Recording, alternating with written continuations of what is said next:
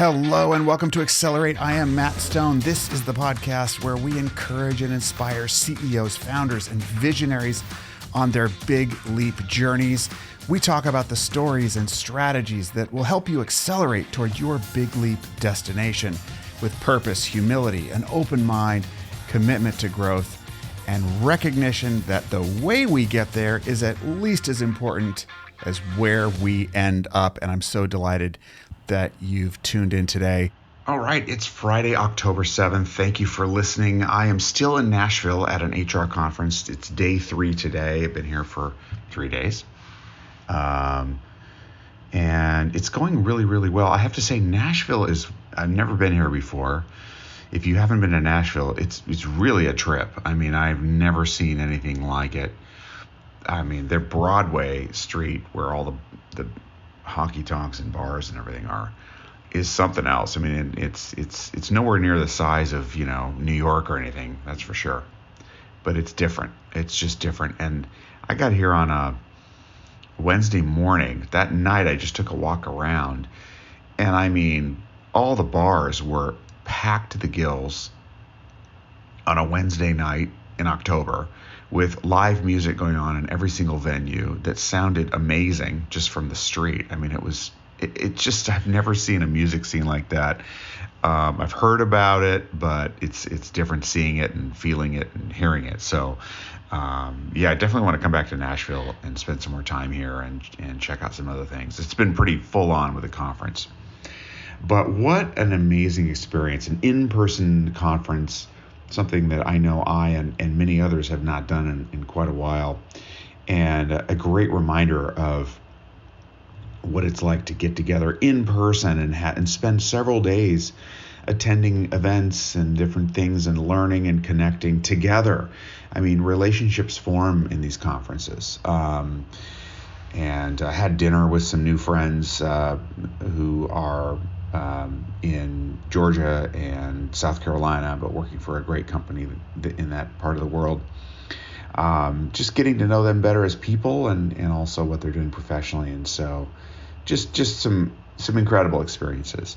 One of the highlights has been I got to attend a keynote by famed executive coach, a long time considered the world's number one executive coach, Marshall Goldsmith, author of, 40 or 50 books. In the coaching world, I mean, he's just unrivaled. And, he came in and shook my hand right away and walked up to the stage and did a great presentation that was kind of on theme with his latest book called The Earned Life.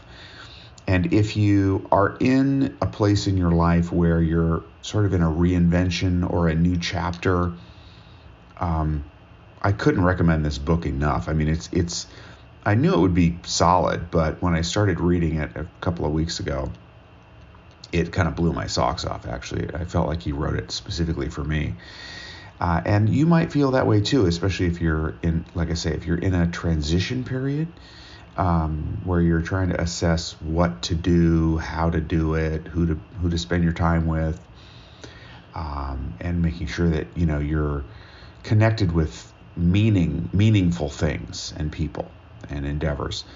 It's a great book. And one thing out of it that Marshall talked about yesterday, and that he wrote about pretty extensively in the book, that I thought was a useful framework, was he talked about his 3 A's: aspiration, ambition, and action.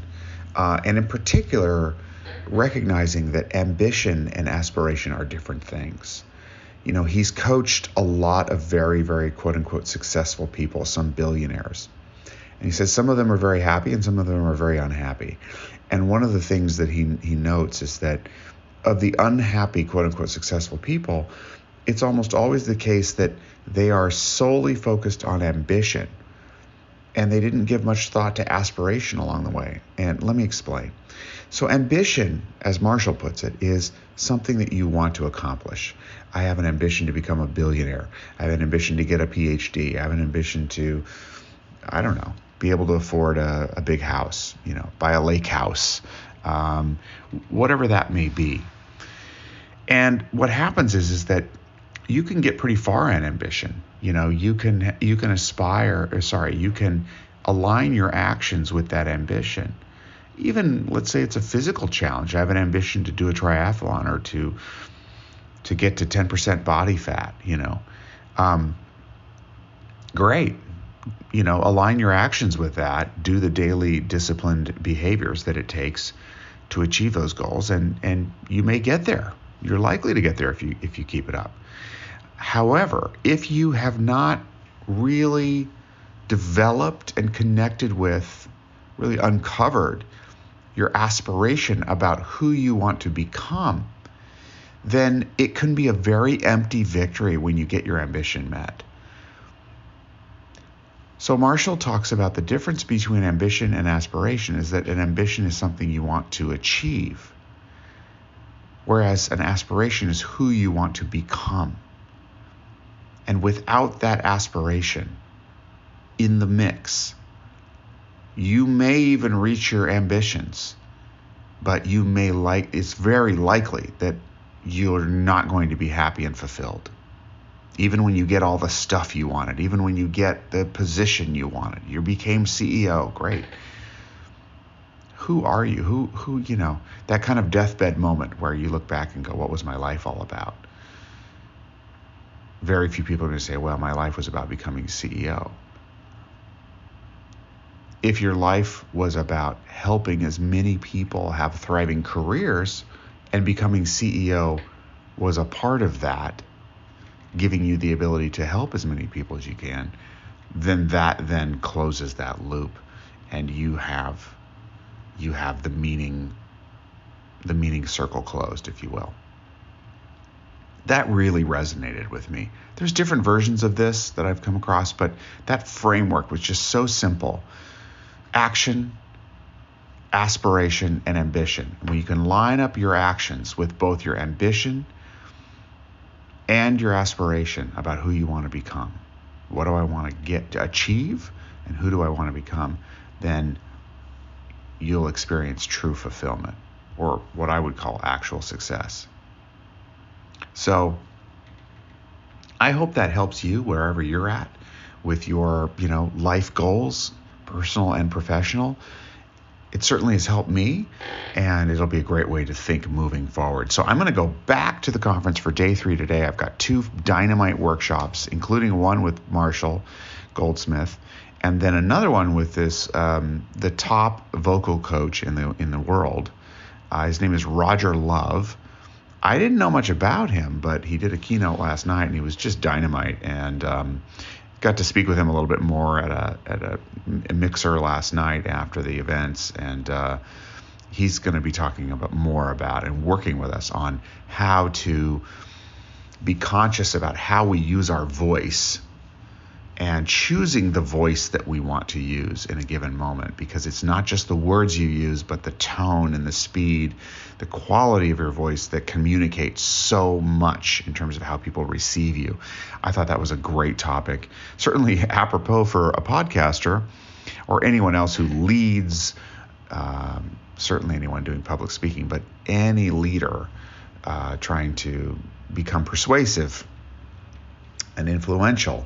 The power of the voice is so important in that. So I'm really excited to soak in more learning on that. Listen, thank you as always for listening to the podcast. Please share it with your family, friends, and colleagues that you care about, and let them know that you do care. Sharing the podcast is one way that you do that. Join me on Twitter at MattStoneCO, Instagram at MattStoneCO, and on our website, mattstone.co. Thanks as always for listening. I'll be checking back in a little more rested, maybe with a better quality voice on Monday. And until then, have a great weekend. Bye-bye for now.